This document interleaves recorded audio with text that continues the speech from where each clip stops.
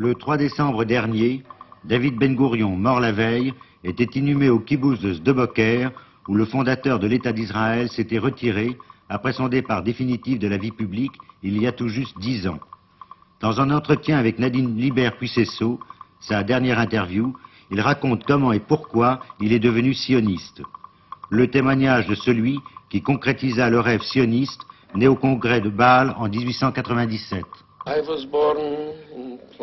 Je suis né à Plonsk, en Pologne. Mais à cette époque, toute cette partie de la Pologne appartenait à la Russie. Donc, je suis né en Russie. Mon père était un sioniste, mais bien avant que n'existât un mouvement sioniste. Les hommes comme lui se disaient fils de Sion. Mais plus tard, arriva Herzl, 20 ans plus tard, et alors, ils devinrent sionistes. Lorsque j'ai eu 10 ans, à l'école, nous étions à peu près une vingtaine de jeunes garçons. Moi, j'étais le plus jeune. Eux avaient 11, 12 ans. Et je leur ai dit, maintenant, il y a un mouvement sioniste, que chacun de nous donne chaque semaine un kopek. Le kopek est une petite monnaie russe. Dans 40 semaines, nous pourrons acheter un shekel. C'est un objet symbolique. On l'appelle comme ça chez les sionistes. Et on a fait ça.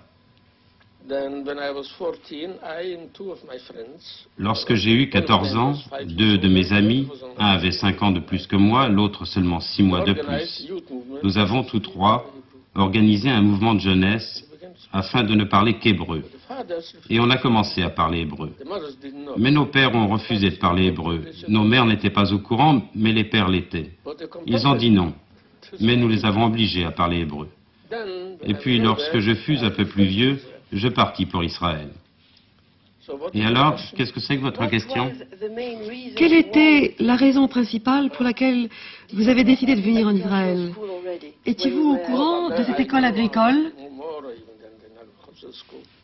Je savais ça et bien d'autres choses. Cette école fut fondée par des Juifs français. La chose la plus remarquable, c'est que les Juifs français furent les premiers à exprimer le besoin de reconstruire l'État d'Israël et à dire qu'on ne pouvait pas reconstruire l'État d'Israël sans que les Juifs viennent travailler la terre. Alors ils ont envoyé l'un d'eux, un homme qui était né au temps de la Révolution française. Il fut membre du cabinet, 2 fois membre de la Chambre. Il s'appelait Crémieux. Crémieux entendit en 1814, qu'à Damas, un jésuite avait été tué et que les Juifs avaient pris son corps pour boire son sang, parce que les Juifs boivent le sang des chrétiens. Êtes-vous chrétienne? Non, je suis juive. Alors vous n'êtes pas au courant que les Juifs doivent boire le sang des chrétiens.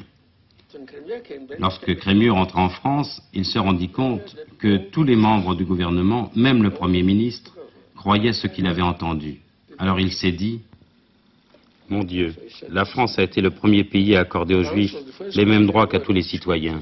Si eux croient que les Juifs boivent le sang des chrétiens, alors qu'est-ce qui va arriver aux Juifs dans les autres pays du monde ?»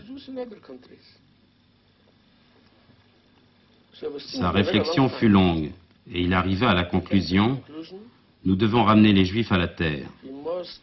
Ils doivent apprendre l'agriculture. Alors, il envoya un de ses amis, Néthès, à Jérusalem. Il y avait alors 16 000 Juifs en Palestine.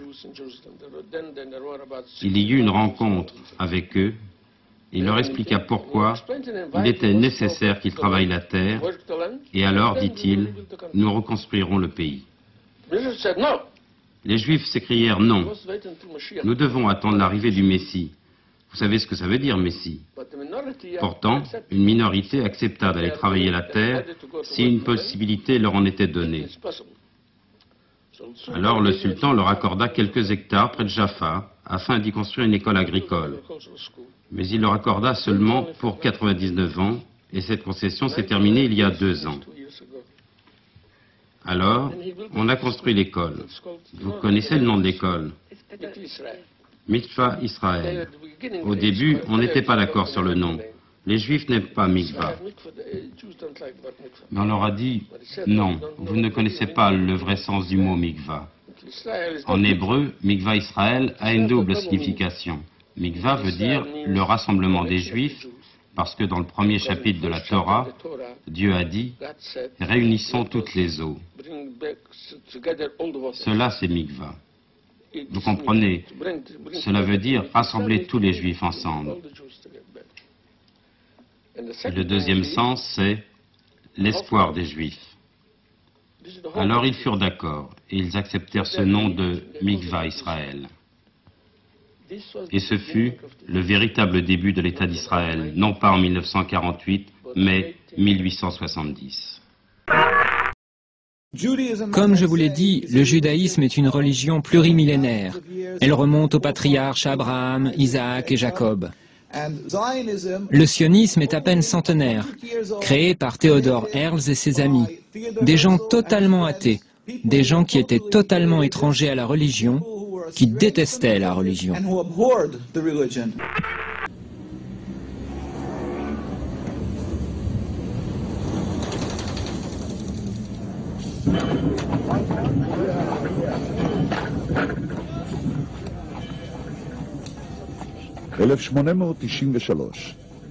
העיתונאי תיאודור הרצל, יהודי מלידה אבל נאמן מסור לתרבות הגרמנית, מציע הצעה משלו לפתרון שאלת היהודים.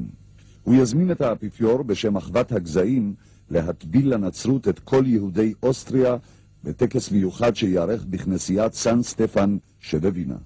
לכך הוא כותב ביומנו. בערך לפני שנתיים חפצתי לפתור את שאלת היהודים, לכל הפחות באוסטריה, בעזרת הכנסייה הקתולית. ביקשתי להבטיח לעצמי בראשונה את עזרת נסיכי הכנסייה באוסטריה ולהשיג על ידיהם ראיון אצל האפיפיור כדי להגיד לו, עזור לנו מפני האנטישמים, ואני מחולל תנועה כבירה בין היהודים.